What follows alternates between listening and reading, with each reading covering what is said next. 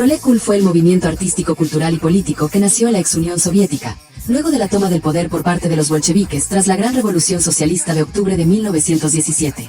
Bienvenidas, bienvenidos, bienvenides a Proletkult, el podcast artístico cultural más rojo de la red, una iniciativa de la Unión Revolucionaria de Trabajadores del Arte, URTARTE. Esto es Proletkult, el podcast artístico cultural más rojo de la red. ¿Qué tal, camaradas? Les saludamos otra vez con el gusto de siempre. Bienvenidos, bienvenidas a su programa favorito, Proletkult, el podcast más rojo de la red. El día de hoy les tenemos sorpresas porque, pues, como siempre, vamos a estar hablando de una de nuestras referentes más grandes dentro de la lucha comunista, que es Clara Zetkin. Esto es importante porque hoy vamos a hablar de ella en lo que callamos los marxistas, pero también vamos a estar hablando un poco de su biografía, un poco de su lucha.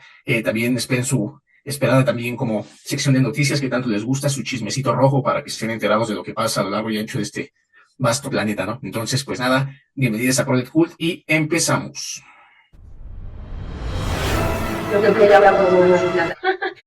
Bueno, camaradas, pues como ya les habíamos comentado, hoy vamos a tener un poco de la obra de la camarada Clara Zetkin, esta camarada, pues comunista, ¿no? Que de origen alemán, que Vamos a tener un pequeño textito, ¿no? Que es una resolución sobre el fascismo, algunas de las, digamos, de las conclusiones que se tuvieron en el Comité Ejecutivo de la Internacional Comunista de 1923. En estos resolutivos, pues a Clara se le encarga que sea ella quien, pues digamos, dé como las conclusiones más importantes, ¿no? En esa internacional de 1923, nada más para que vean el calibre de militante que se tenía en aquel entonces. Entonces, pues, no sé si alguno de ustedes quiere empezar comentando un poquito de este textito que tuvimos.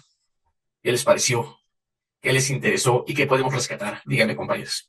Si me permiten, empezaría, pues como siempre, ¿no? Analizando el contexto histórico. 1923 acaba de subir al poder el fascismo en Italia, con Benito Mussolini y las camisas negras, ¿no? Lo que le cuesta el encarcelamiento, pues ya prácticamente de por vida a Gramsci, digo, como parte del contexto.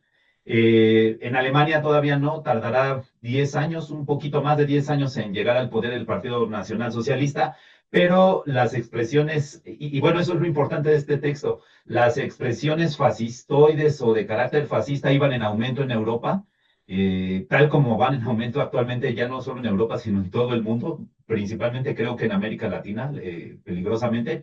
Y bueno, ahí Clara Zetkin siempre, desde 1921 hasta su muerte en 1933, formó parte de la Internacional Comunista o la Tercera Internacional o la Comintern.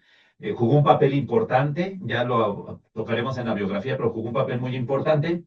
Y pues efectivamente, ¿no? Elabora este informe en donde ya da unas pinceladas muy certeras sobre las características del fascismo, cómo se desenvuelve políticamente, y me parece que sienta las bases, unas bases muy importantes para lo que después va a definir Dimitrov.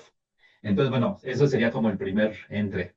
Bueno, yo podría comentar que me parece que es un texto bastante actual, ahora sí como casi parecía como si lo hubiera escrito recientemente, y creo que se aplica mucho, ¿no? A pesar de que está enmarcado en un contexto europeo, pues como bien menciona camarada Demian, pues este avance del fascismo en Latinoamérica pues puede ser de alguna forma equiparable al ascenso del fascismo en Europa, ¿no? Por ejemplo, menciona dentro de cómo trata de, sí, como de arrebatarle algunas banderas de la lucha proletaria, pues para hacerse con esta simpatía de las masas, de los trabajadores, de las trabajadoras, y cómo también este ascenso o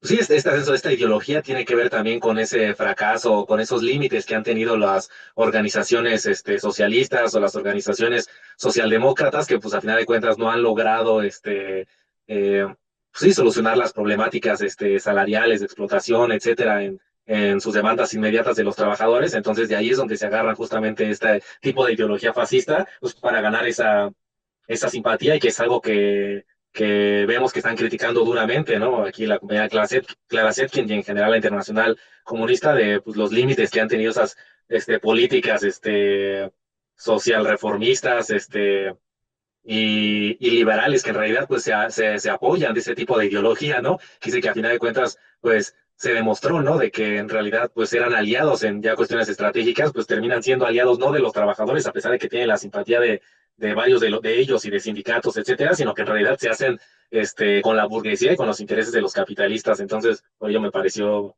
muy importante y muy vigente. Sí, sí, sí, totalmente de acuerdo, ¿no? Con lo que dicen ambos camaradas, tanto desde Demian como Fex. A mí me llama la atención justo esto de, más bien siento que Clara en algún punto sí responsabiliza, como bien dice Fex, ¿no? A la socialdemocracia, a esta izquierda fallida del surgimiento, pues, del fascismo ante las fallas con la clase trabajadora. Pero también me parece importante hacer énfasis en lo que ya más arriba y adelante ya va a empezar como a mencionar en cuanto a las acciones que se tienen que tomar en contra del fascismo, ¿no? Sobre todo por el peligro que existe con las juventudes. Eso es algo que a mí me pareció como relevante y me pareció, digamos, como de lo más importante, porque a veces pareciera que esos son grupos que pueden ser vulnerados o vulnerables y son susceptibles a ser cooptados, ¿no? Y Clara lo dice Clara Zetkin lo dice muy conciso, ¿no? Dice, nosotros somos quienes tenemos que guiar a estas juventudes, pues, a las filas revolucionarias, porque también sabemos que al acecho están estos grupos fascistas en el naciente fascismo en Italia, que pues tratan como de, pues ahí de, digamos, como de adueñarse como con estos, de las juventudes con estos discursos nacionalistas, ¿no? Porque aparte en muchos sentidos, o más bien el fascismo italiano pues nace con eso, ¿no? Con ese nacionalismo pues exacerbado, que pues para muchos de nosotros podría ser así como, pues, ¿qué tiene de malo que alguien sea nacionalista, ¿no? Pero lo decía también bien Fex en cuanto a lo actual del texto, pues es que eso se representa hoy en día, por ejemplo, con el proteccionismo económico que tienen los Estados Unidos, ¿no? Y con cómo las juventudes, pero no solo las juventudes, sino la población en general, sino la sociedad civil, pues sí defienden a capa y a espada, digamos, como todas esas acciones nacionalistas en términos económicos, en términos políticos, en términos armamentísticos, ¿no? Que también es algo que pues ya más adelante veremos en la biografía de Clara Zetkin. Pues, Clara Zetkin, en cuanto a las guerras, dice es que a quienes benefician única y exclusivamente las guerras, pues son a los burgueses, ¿no? Económicamente hablando, y me parecía muy chistoso, ¿no? Como de pronto también como algunas de las medidas que planteaba Clara, digamos, en estas conclusiones de este documento, pues era así como, vamos a llamar al boicot, ¿no? Al boicot general, que también parece que el boicot es algo como muy de acá, ¿no? De, ya nadie consuma Coca-Cola, ¿no? Ya nadie consuma, digamos, como ciertos productos, y pues ahí Clara decía, pues hagamos que nadie en el mundo le envíe carbón a Italia, por ejemplo, ¿no? Pues a ver cómo operan los perros, a ver cómo opera el fascismo si es que no tienen los recursos necesarios para digamos, llevar a cabo estos planes, ¿no? Que se tenían. Y pues nada, yo lo dejo ahí en mi primera intervención y me gustaría saber qué piensas, camarada Iván. Sí, bueno, de hecho justo iba a comentar eso sobre el boicot.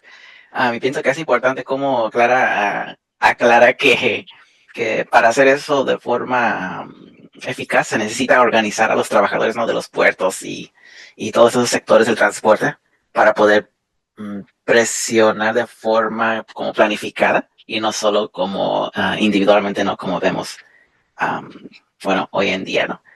Y otra cosa que pienso que es importante que de las resoluciones es cómo aclara que el fascismo muestra características diferentes en cada país.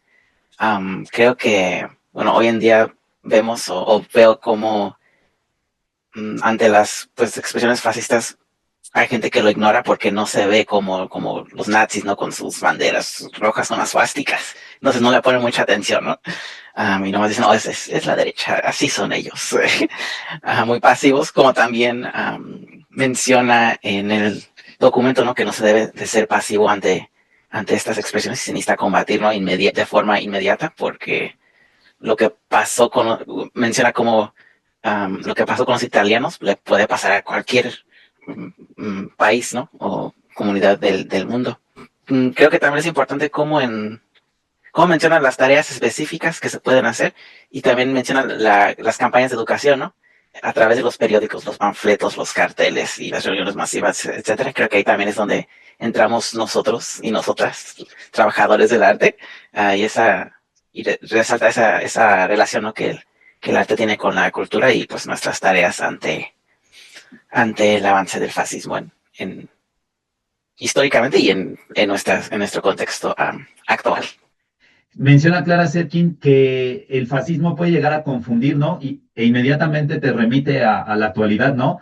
Recuerdo cuando días antes de la inauguración del Mundial salió una convocatoria para marchar todos hacia el Estadio Azteca y decían, el sector campesino va a salir con sus tractores de tal punto y los estudiantes de tal punto y las madres buscadores acá, y así había como varias convocatorias. Y resultó que era una publicidad de la ultraderecha, ¿no? Porque también estaban interesados en hacer ver mal a este gobierno socialdemócrata de la Cuarta T, que como ya se dijo, pues históricamente la socialdemocracia desde que se volvió revisionista y traicionó al marxismo, pues solo ha generado decepción entre las masas y es uno de los motivos por los cuales después el proletariado vota a la derecha o a la ultraderecha y al fascismo. Pero bueno, me pareció eso importante, porque a veces hasta uno que se dice politizado y que trata de estar inmerso e informado, uno también se puede llegar a confundir, ¿no? Y tenemos que redoblar los esfuerzos de denuncia, ¿no? Entonces, bueno, de denuncia, de confrontación, de hacer notar a las masas el carácter fascistoide de muchos grupos que están actuando en la actualidad. Incluso dentro de la social, en México, incluso dentro de la socialdemocracia, ¿no? Desde Morena también hay claramente expresiones sionistas, fascistas, y hay que denunciarlo, ¿no? Y pues nada más, con eso yo cerraría. Bueno, lo último que yo diría que va acompañado justo acá, lo que acaba de decir el camarada Demian, es que no solamente es en la denuncia, ¿no? Sino que mucho remarca en las acciones, ¿no? Y como bien ya se decía, pues tenía todo un plan de acción, de resolutivos, y que era justamente uno, pues hacer un análisis en torno a este movimiento fascista en cada uno de los países. Dice la educación metódica de la clase trabajadora sobre el carácter hostil de este movimiento fascista, educación metódica de las masas que acaban de convertirse en proletarios o están en proceso de proletarización, organización de luchas defensivas por parte de la clase obrera mediante formación, armamento de contingentes de autodefensa, porque sabemos que este tipo de posiciones suelen ser muy violentas.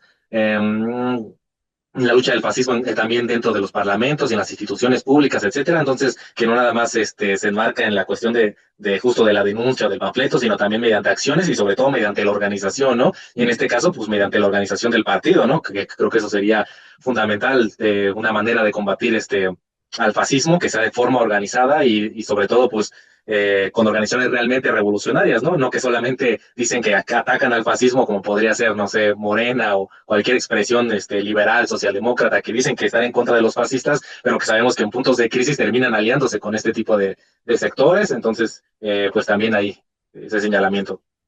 Sí, yo coincido completamente, ¿no? Y creo que más bien es de lo que se trata es de retomar como todas las, digamos, no recomendaciones, ¿no? Sino más bien como todos estos puntos que Clara Zetkin pues, nos dice muy bien, sobre todo en términos de educación. Yo creo que esos sí son los claves, pero también me parece que como clase obrera mexicana y ya yéndonos a un sentido más regional latinoamericana, sí tendríamos que tipificar, ¿no? Cuáles son las características del fascismo en nuestra región, en América Latina. Tenemos bastante material para hacerlo porque pues han avanzado los gobiernos profascistas, como ya bien se decía, que es el de Milei, y digo, no me acuerdo quién lo decía, pero lo decían bien.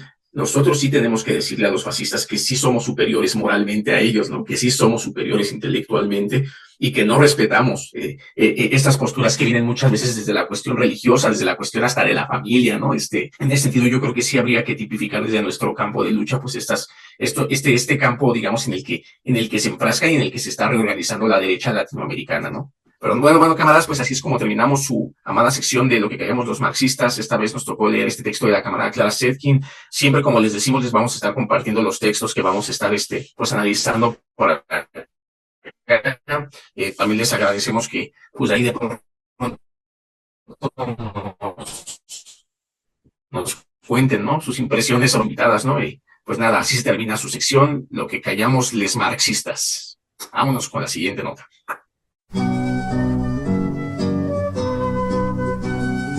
Cápsula biográfica.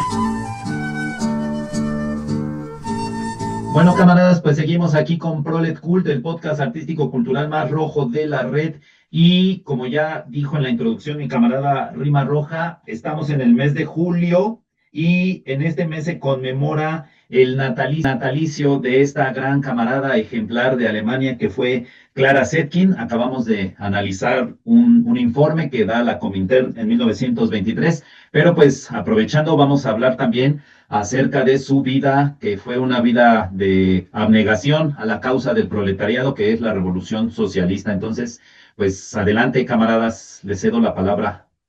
Oye, pues una vez más destacar el papel de la compañera Clara Zetkin, que además ha sido fundamental en los estudios y para la profundización del papel que han tenido a cabo las mujeres en esta lucha comunista, la lucha proletaria, y que pues si bien igual, así como la crítica que hacía al fascismo es bastante actual, pues sabemos que muchas de esas consideraciones que hizo en su momento, si bien siguen siendo revolucionarias, pues en ese momento eran todavía más revolucionarias, ¿eh? Todavía tenía que enfrentarse a muchas cuestiones, muchos prejuicios, etcétera, incluso frente a pues mismos camaradas, ¿no? Que a lo mejor no veían tan importante esta cuestión de carácter de género, pero que es importante que que esta crítica pues siempre se mantuvo en el marco, ¿no? De los postulados marxistas y que no cayó en en el liberalismo, ¿no? El feminismo liberal, sino que incluso ella llegó a hacer críticas, ¿no? Entonces, tenía también, bueno, basadas en cuestiones de su vida, pues también tuvo esta advocación, ¿no? Por ser maestra, estudió para ello y nació el 5 de julio de 1857 en Sajonia, en Alemania y donde pues realmente fue la mayor parte de su militancia, donde fue una de las fundadoras, ¿no? del Partido Comunista de Alemania y que pues llegó a estar varias instancias en la Unión Soviética y que pues debido al ascenso del fascismo, del nazismo en su país natal, pues llegó a estar también creo que fue meses, creo que ni años que pasó los últimos momentos de su vida incluso en la Unión Soviética, donde pues fue recibida sí, como heroína, ¿no? Como estos viejos comunistas que fueron de esta camada junto con Lenin y demás revolucionarios de la Internacional Comunista, que pues fraguaron todas estas teoría y todos estos postulados revolucionarios que pues ella bien llevó a cabo, ¿no? A lo largo de su larga vida. Sí, nomás también mencionar cómo a través de su vida estaba muy activa, ¿no? Con la propaganda. Fundó varios periódicos y estaba a cargo de varios periódicos como La Igualdad, creo que ese fue el primer periódico que fundó, para pues seguir, ¿no? Ese labor educativo y organizativo entre las mujeres socialistas de su época. Y creo que pues cuando lees más sobre Clara Zetkin, lo primero que se menciona no es su papel en el 8 de marzo, el Día Internacional de la Mujer Trabajadora, y como pues fue una de las primeras mujeres al proponer, ¿no? Ese día y instaurar un día en homenaje a pues, las mujeres obreras, y al ver el movimiento obrero en Estados Unidos, en las fábricas creo que era específicamente en Nueva York, y sí, nomás mencionas en esta primera intervención. Sí, pues digamos es una de las camaradas que más tenemos pues estudiadas, como decirlo de alguna manera, ¿no? Ahorita que hablaba pues el camarada Iván justo de este periódico que funda la camarada y de la que es parte además, ¿no? Más de 25 años, la camarada Clara Zetkin, pues tenemos que decirlo, es referente incluso para los grupos de mujeres de hoy en día, mujeres sufragistas, porque aparte ella es una de las precursoras del sufragismo, no solo en Alemania, sino a nivel mundial. A manera de pues chismecito tenemos que decirlo, ¿no? Íntima amiga de Rosa Luxemburgo, ¿no? Allá en Alemania. Y pues algo importante es su primer exilio, ¿no? De Alemania, que tiene que ver mucho con políticas antisocialistas, anticomunistas en Alemania, y pues en 1880 pues se ve obligada también a exiliarse, ¿no? A Suiza. Esta yo no sabía que ella había sido de la Liga Espartaquista, ¿no? Me sorprende, digamos, a sobremanera, porque no la veía como una camarada, digamos, como de esta corriente espartaquista. Pues como ya dicen las camaradas, pues es una figura importante dentro del comunismo actual, dentro del comunismo pues que nosotros estudiamos. Y es cierto que es importante en términos de, insisto, es como ese rato del sufragismo, pero Clara Zetkin, a pesar de que abogaba por los derechos de las mujeres, nunca lo hizo desde perspectivas pequeño burguesas y nunca lo hizo desde perspectivas incluso superestructurales, ¿no? A lo largo de su obra, pues ella, como la marxista que es, pues se da cuenta de que en realidad la opresión de la mujer tiene que ver con la opresión de las cuestiones materiales de existencia de la clase trabajadora, ¿no? Ella misma reconoce que, al final de cuentas, la liberación de la clase trabajadora, la liberación y la transición, al modo de producción comunista, dejando atrás el capitalismo, pues es básicamente lo que tendrá que dejar atrás los viejos vicios de explotación, como lo decía, no solo a hombres, a niños, sino también pues a las mujeres, ¿no? Entonces, digo, eso es importante recalcarlo porque de pronto hay quien la ve solo como la sufragista, ¿no? Como esta mujer que que en algún punto así como le dio el derecho a la mujer al voto, ¿no? O sea, como por medio de sus estudios, por medio de esas cuestiones, y pues no, la verdad es que es algo importante, pero no es lo que, no es la motivación, ¿no? Y la camarada, pues, aunque no podemos decir que es feminista, o yo no puedo decir que es feminista, pero sí sienta las bases del feminismo, pero pues antes que una feminista es una comunista, ¿no? Y comprometida sobre todo con la caída del modo de producción capitalista. Sí, bueno, pues a mí me gustaría comentar como datos biográficos así muy rápidamente. Ya se dijo, fue hija de un profesor rural y su mamá tenía ideas ilustradas de la Revolución Francesa porque su abuelo había participado en las guerras napoleónicas.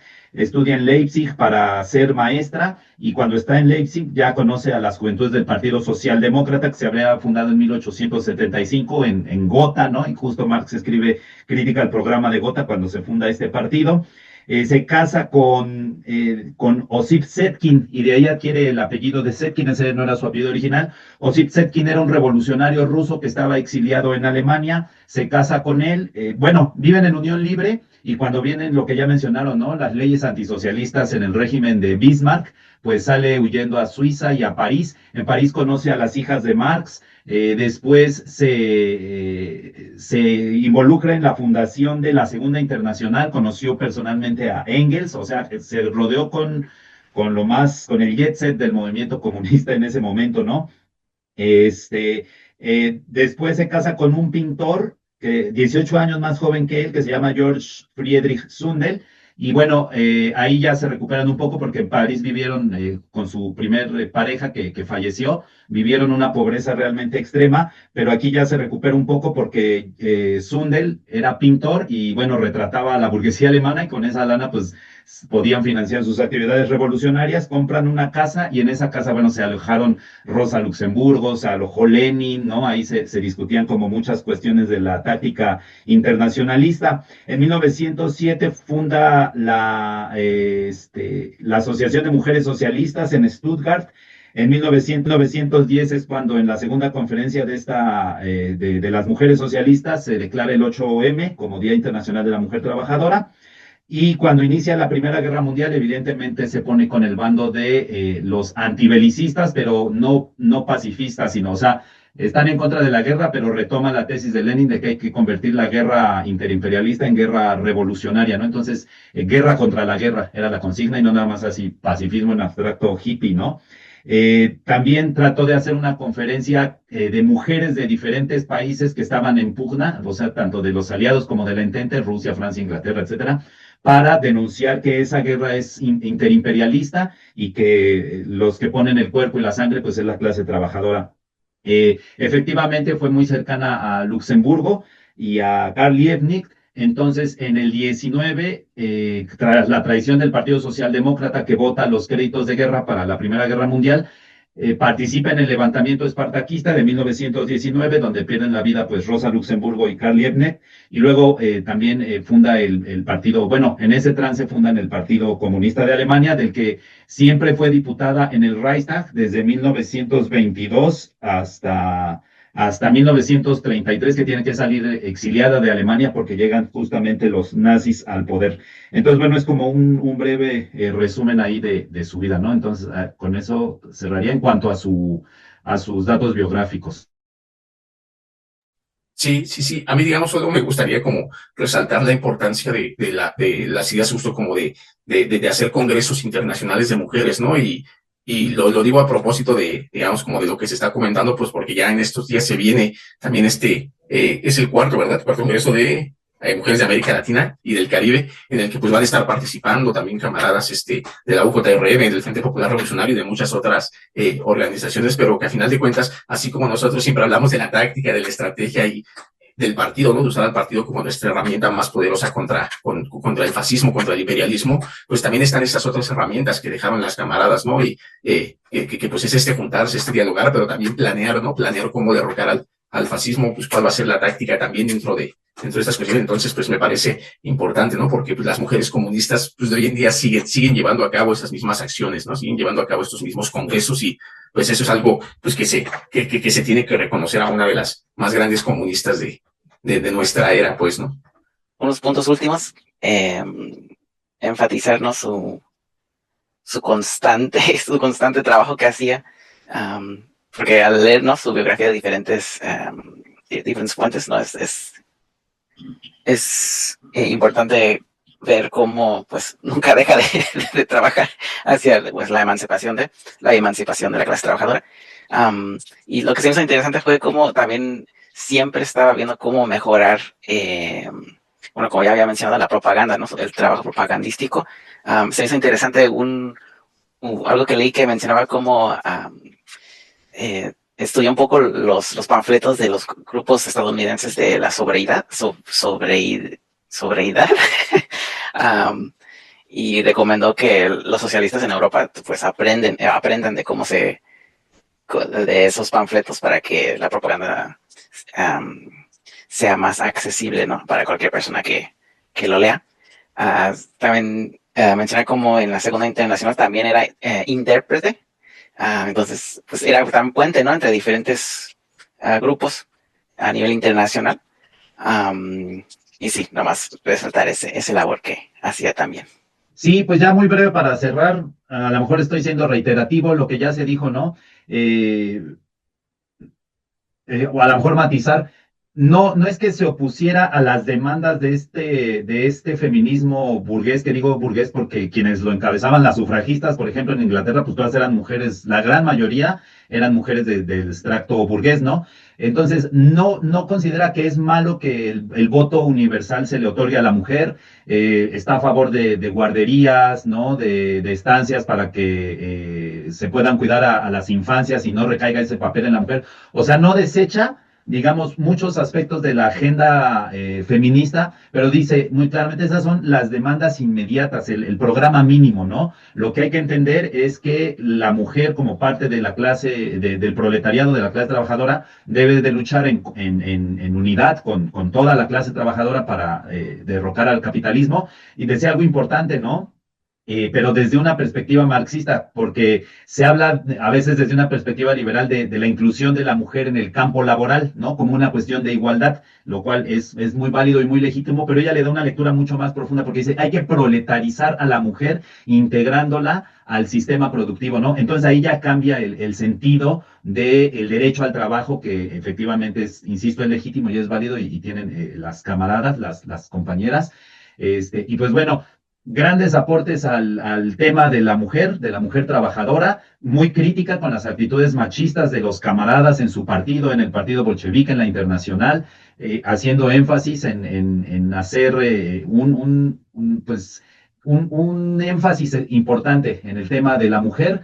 Y también eso sí yo no lo sabía hasta ahora, también aporta grandes cosas al tema del el fascismo, ¿no? Como ya comentamos en lo que callamos los marxistas, insisto, ¿no? Es como precursora del concepto que después desarrolla Dimitrov, pero también de la táctica del frente único, ¿no? De unir fuerzas socialdemócratas, anarquistas, comunistas contra el enemigo más peligroso que es el fascismo.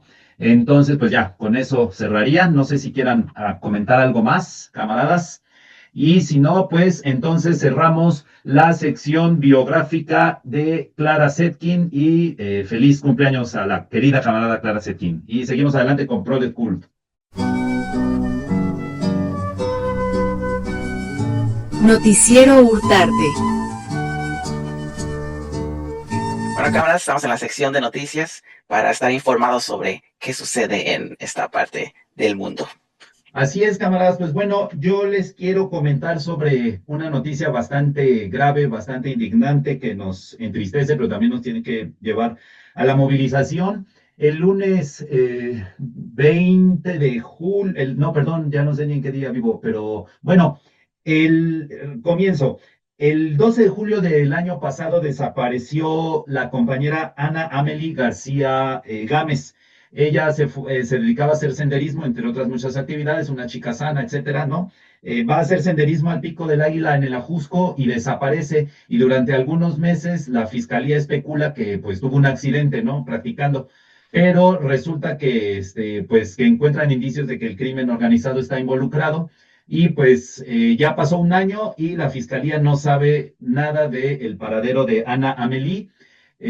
Por si eso fuera poco, ¿no? La ineptitud de las instituciones del gobierno de la Ciudad de México, encabezado por doña Clarita, El 12 de julio, el domingo 12 de julio, se realiza una marcha encabezada por la mamá de Amelie y algunas organizaciones, familiares, amigos, etcétera, que va de la glorieta de los desaparecidos al Ángel de la Independencia. Entonces ahí se instala un antimonumento, ¿no? Esta situación tan trágica que nos estamos llenando de antimonumentos en la Ciudad de México. Entonces se instala un antimonumento con un logo parecido al de la selección nacional y dice México campeón mundial en desapariciones, 135,000 en 2026. Llega gente del gobierno, no sé si federal o de la Ciudad de México, y les dicen que están cometiendo un delito porque pues, es el Ángel de la Independencia. Evidentemente la manifestación pues los manda a la chingada. Instalan el antimonumento y a la medianoche gente, no sabemos si del gobierno federal, si del gobierno de la Ciudad de México, llegan y retiran el antimonumento, ¿no? O sea, además de todo, la revictimización, la censura, aparte de la ineptitud que ya conocemos, ¿no? Entonces, se está empezando ahí a buscar la organización y la cohesión para reinstalar el antimonumento y que ya no se quite. Entonces, eso es lo que yo quería comentarles, camaradas.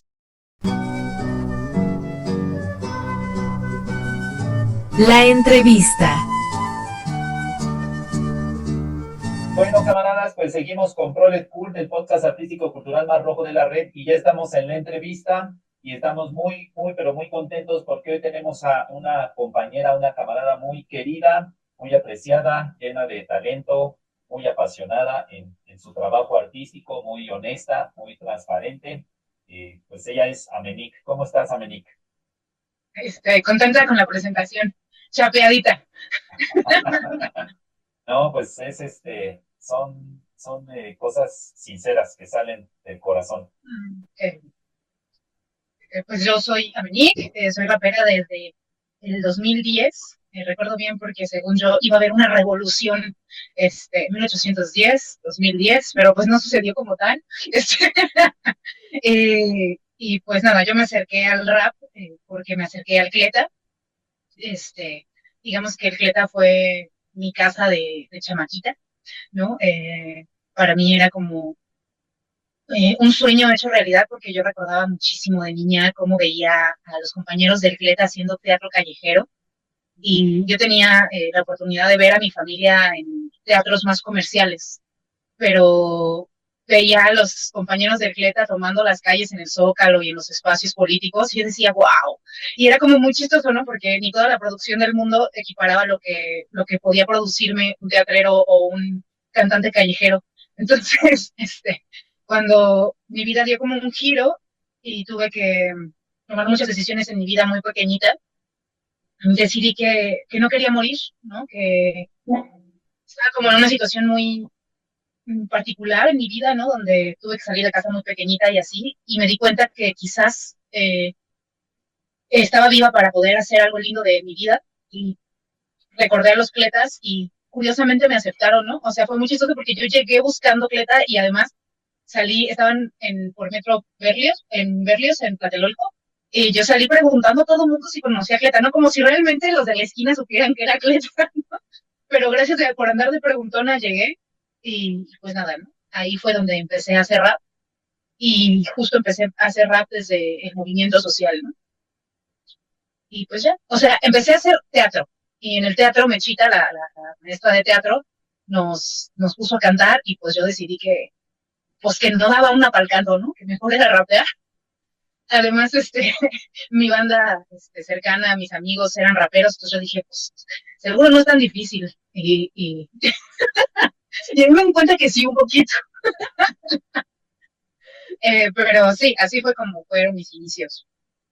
Ok, bueno, ¿y cuál fue el motivo por el cual decidiste hacer rap con este contenido social que, bueno, yo lo conozco muy bien, seguramente muchas personas que vean la entrevista pues, también te conocen, pero digo, para ampliar más para las personas que puedan ver este programa y que no conozcan a Menic, si nos pudieses explicar por qué la temática social de denuncia en la temática de visibilizar las injusticias, sobre todo contra las mujeres, ¿no? Por ejemplo, ¿qué fue lo que te llevó a plantear estos temas en el rap? Yo creo que primero fue porque mi mamá fue una gran luchadora social, ¿no? Yo recuerdo ser una niñita en las marchas, ¿no? En las reuniones, incluso en las asambleas políticas, ¿no? Entonces, digamos que viene de cuna. Mi papá fue un sandinista en la Revolución Nicaragüense y digamos que pues vengo de cuna dentro del movimiento social, ¿no?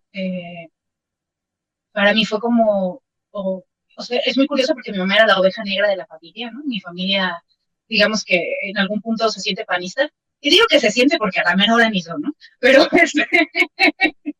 no, o sea, es que es más fácil a veces asumir ciertos posicionamientos cuando, sí, por costumbres, ¿no? Ni siquiera por cuestionamientos. Entonces, pues mi mamá fue como la oveja negra de su familia. Y siempre, o sea, yo recuerdo como que tener muy cercana a gente que estaba dentro del movimiento social, como muy en lo cercano, ¿no? Y yo decidí que quizás yo no podía ser como mi mamá, ¿no? O sea, yo creo que mi mamá es una activista desde otro lugar, pero que yo podía hacer teatro porque a mí me apasiona muchísimo el teatro. No he podido ejercer el teatro como a mí me gustaría porque pues es mucho tiempo, ¿no? Y que yo en este momento no puedo en mi vida, pero encontré en el rap como ese abrigo, ¿no? Ese abrigo de poder irme aprendiendo la canción en la regadera, en el metro, en la bicicleta, ¿no?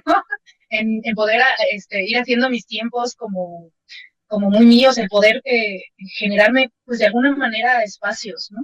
El poder ir puliendo mi voz justo, ¿no? O sea, no necesito mucho más que encerrarme o estar conmigo, ¿no?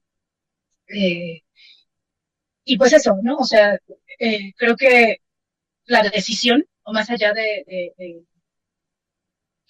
o sea, mi decisión fue hacer teatro, ¿no? Ya estoy divagando un poco, perdóname, ya veo tu cara así de, ya, díganle algo, por favor. Es que No, creo que la decisión, o sea, creo que es una forma también, el hip hop es una forma de vida, o sea, también creo que me acuerpó muchísimo la cultura como tal, ¿no? Una cultura contrahegemónica, una cultura donde hay posicionamientos de clase es sumamente establecidos, ¿no? O sea, la banda sabe, ¿no? Pues que es el proletariado, ¿no? La banda sabe que, que aunque tengan para sobrevivir un mes, quizás porque son oficinistas, pues no son la clase burguesa, porque pues después de ese mes, y si se enferman ya valió que eso, ¿no?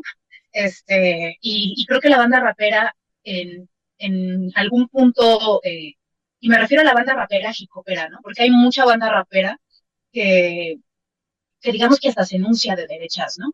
Pero que no puede ser parte de una cultura hip hop, que la cultura hip hop tiene que ver contra un posicionamiento contrahegemónico, ¿no?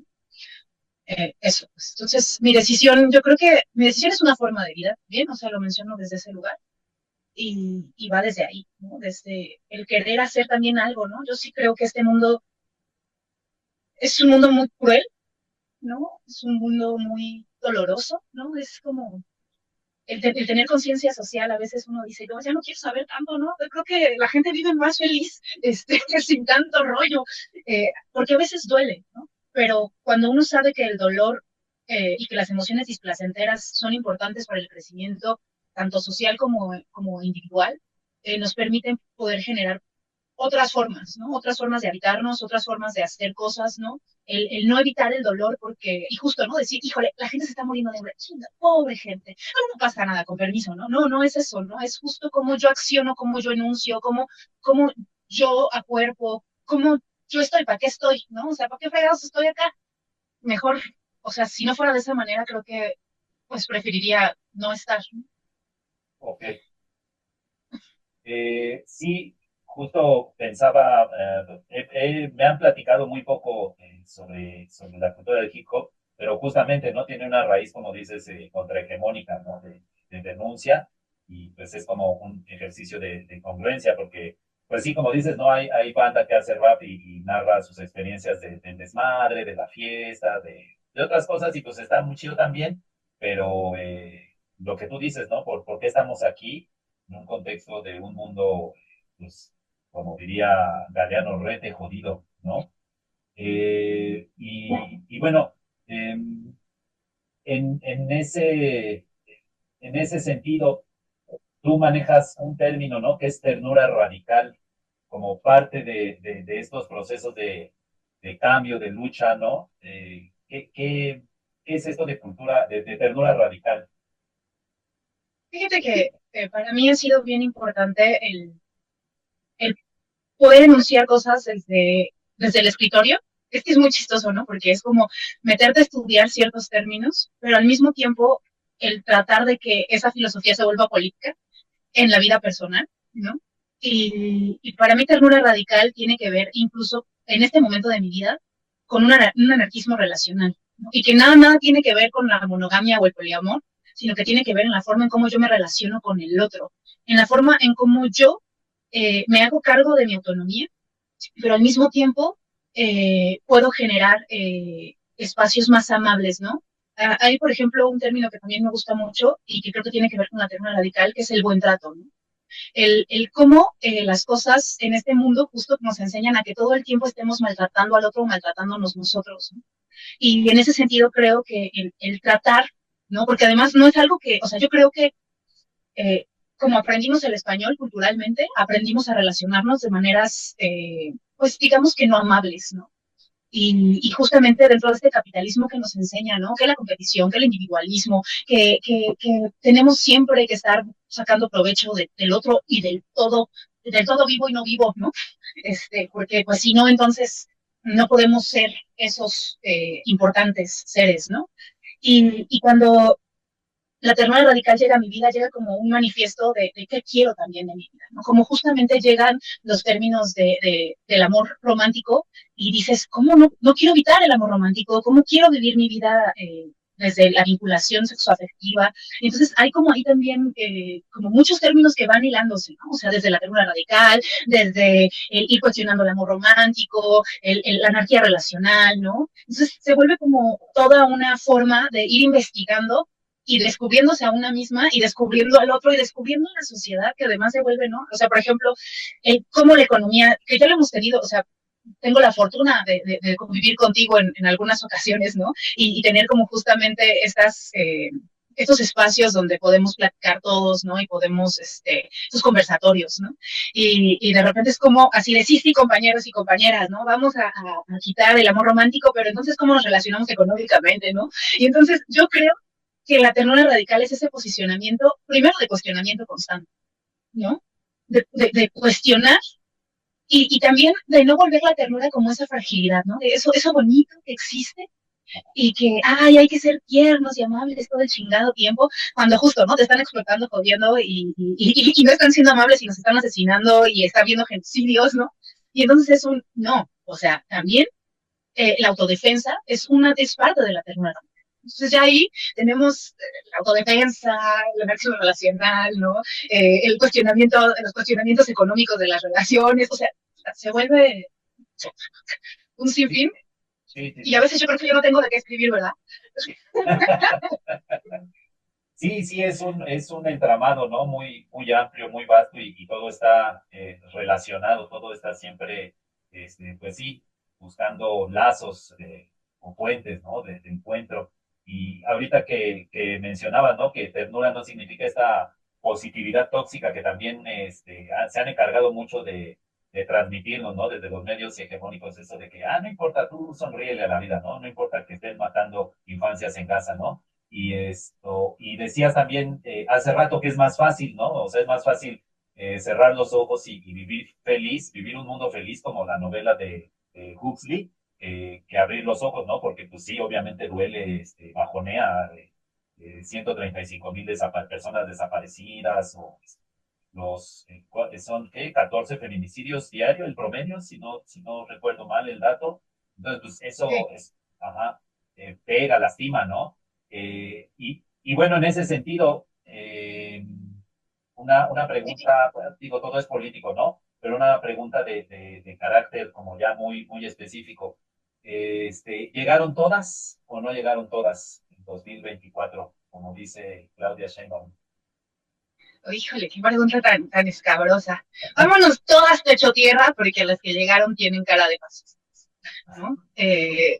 Y es eso, ¿no? O sea, ¿qué son todas? ¿Quiénes son todas?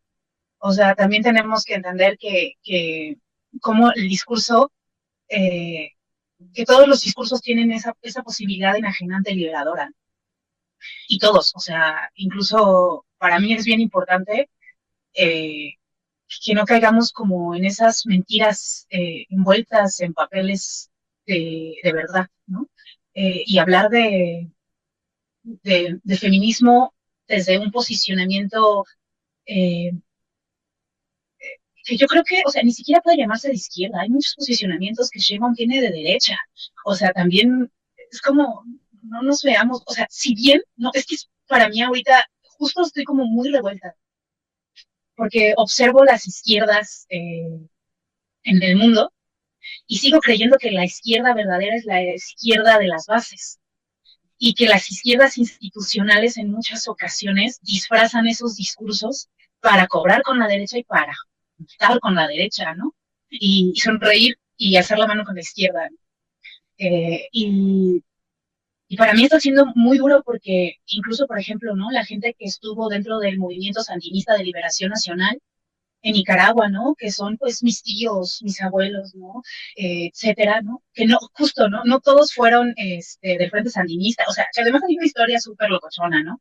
Pero que te das cuenta que en muchas ocasiones, primero, la izquierda no, las izquierdas no se han cuestionado del todo, y yo creo que por esto es un momento histórico precioso, el que las relaciones interpersonales también son políticas y que si no transformamos la manera en cómo nos estamos relacionando con nosotros, entonces no podemos ni siquiera aspirar, o sí podemos aspirar, pero me parece que no podemos, digamos, de alguna manera, no sé cómo decirlo, ¿sabes? Como, ¿cómo le exiges a alguien en lo macro si en lo micro no estamos generando posicionamientos reales? Y entonces es ahí donde la sacudida viene recia, ¿no? Porque, o sea, yo observo cómo el machismo ha permeado las revoluciones de izquierda y que a pesar de que hay compañeras sumamente chingonas que a lo largo de la historia y de los siglos han estado, sigue permeando una estructura de poder.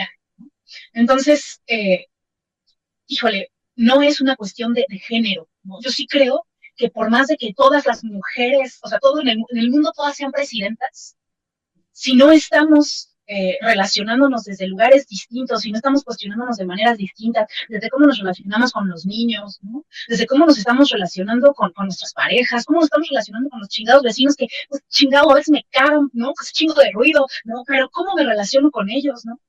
Entonces está canijo estar pensando en una presidenta que además yo sí siento que en este momento para México está bien complicado porque la gente de izquierda bajó muchísimo la guardia, ¿no? Fue como de ya, ¿no? Los abuelos que toda su vida lucharon porque la izquierda llegara al poder, dijeron, ya lo logramos, ya, se suelta tantito. Entonces, ese soltar ha hecho que muchas personas que defienden la tierra, ¿no? Muchos activistas corren el riesgo que tienen ahora, ¿no? Que se tiene ahora incluso. Entonces, está canijo, ¿no? O sea, no pensemos, o sea, no es una cuestión.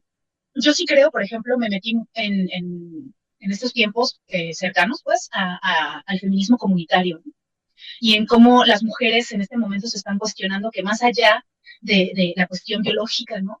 Es una cuestión también de irnos generando como humanos posicionamientos más justos, posicionamientos equitativos, posicionamientos de respeto con la madre tierra, ¿no? Y más allá de estar como peleándonos por qué tenemos entre las piernas, ¿no? Es el que tenemos en el que hacer, ¿no? Sí, eh, eh, es interesante porque creo que se relaciona con lo que decías antes de muchos conceptos que manejabas de la ternura radical, de construir el amor romántico, etcétera, y que se van concatenando. Así también, ¿no? Creo que se debe de ver como integral los grandes cambios estructurales, cómo funciona la economía y tener una alternativa distinta, pero tiene que ir acompañado precisamente, ¿no? De cómo nos relacionamos en lo inmediato con nuestras compas de la organización, con nuestros camaradas, con las personas, con el vecino, etcétera, ¿no? O sea, sí, creo que se tiene que ver todo de forma integral, ¿no? Y no así seccionado, porque pues, la realidad no es así, ¿no? La realidad no es cajas, ¿no? Sino la realidad es pues todo un conglomerado que está siempre tejiéndose, ¿no? Entretejiéndose. Muy bien, me parece una respuesta bastante interesante. ¿Qué siguen? ¿Qué proyectos hay para Amenic? ¿En qué anda? Híjole. Yo me siento un poco como navegando contra corriente. Desde hace un tiempo le decía a Rima Roja eso, ¿no? Que me siento como navegando contra corriente, tratando de sobrevivir la vida misma. Estoy aferrada a querer sacar el segundo disco, que también tiene que ver mucho con cuestiones económicas por las cuales no he podido sacarlo, ¿no? Pero ahí voy, poco a poquito. O sea, sí lo estoy haciendo. Estoy estudiando música, ¿no? Que para mí es importante porque sí quiero llegar a viajar por el mundo haciendo rap, ¿no? Pero sí quiero llegar a viajar por el mundo haciendo rap y poder encontrar músicos y poder decirles toda la cuestión teórica, ¿no? Y poder comunicarme con el mundo entero a través de la música, ¿no? Porque es lo que quiero hacer toda mi vida, ¿no? No sé, o sea, si me preguntas qué va a pasar en un futuro, no sé. Siempre voy como pianito, ¿no? A veces le digo a la banda, es que no hago mucho, y a veces me dice la banda, haces un chingo, y después todo el tiempo te vemos haciendo cosas, y yo, pues sí, pero no como a mí me gustaría, pero está bien, ahí voy, ¿no? Como todo el tiempo constante, y todo el tiempo tratando de sacar lo que puedo, lo que tengo, ¿no? Acaba de salir un cipher de reggae mexicano, que pueden ustedes pasar a ver, que para mí fue un honor porque por lo menos Mitzi Maíz y Jun Jun son mujeres que admiro muchísimo, ¿no?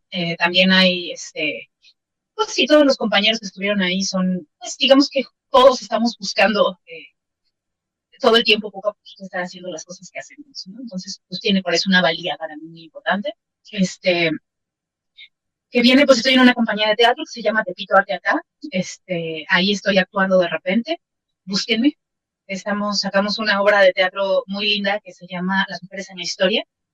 Y me parece muy linda porque habla justo de cómo las mujeres han sido borradas de la historia, pero al mismo tiempo estuvieron presentes y están presentes en nuestras voces aquí y ahora. Y más en un momento histórico como en el que estamos, ¿no? Donde los derechos se quieren voltear otra vez en reversa, ¿no? Que para mí es bien importante entender que si se tocan los derechos de las mujeres, se tocan los derechos raciales, y si se tocan los derechos raciales, o sea, es una cadenita infinita, ¿no? Se tocan los derechos de la banda en los trabajos, y entonces se vuelve un andar de cangrejo, ¿no? Hacia atrás.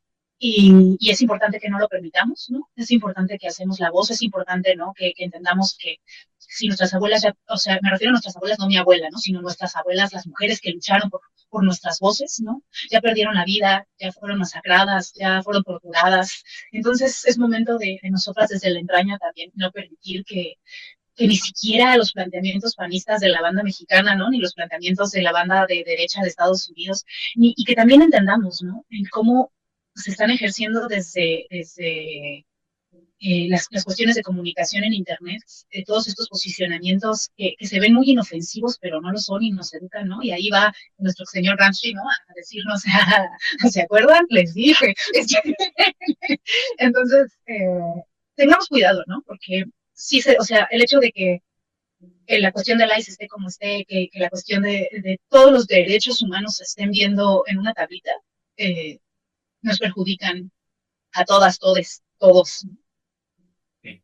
Sí, totalmente. Se han normalizado discursos y políticas ya concretas que hace 15 años parecía que ya estaban superadas, que era impensable, y pues hay una regresión y no debemos bajar la guardia. Amenic, pues muchísimas gracias por tu tiempo, por tus palabras. Vamos a dejar información sobre tus redes en la descripción del video. Y pues nos estamos encontrando en estos caminos de lucha, de resistencia, de arte. Les abrazo infinitamente. Nosotros también. Bye. Bye. Camaradas, esto fue Prolet Cool, el podcast artístico-cultural más rojo de la red. Si eres una persona con conciencia de clase, esperamos que esta iniciativa llevada a cabo por la militancia de Hurtarte haya sido de tu gusto. Si eres una persona clasista, conservadora y reaccionaria, esperamos que nuestro programa haya sido de tu disgusto. Agradecemos enormemente su atención y compañía. Por favor, no se olviden de dar clic a la campanita, comentar el video, regalarnos un like y compartir con sus camaradas para llegar a más personas. Les esperamos en la siguiente emisión de Prolet Cool, el podcast artístico-cultural más rojo de la red. Yo no me escondo en silencio porque de verdad es como suelo escapar. Yo he preferido cantar con libertad de soñar que todos seamos el mar.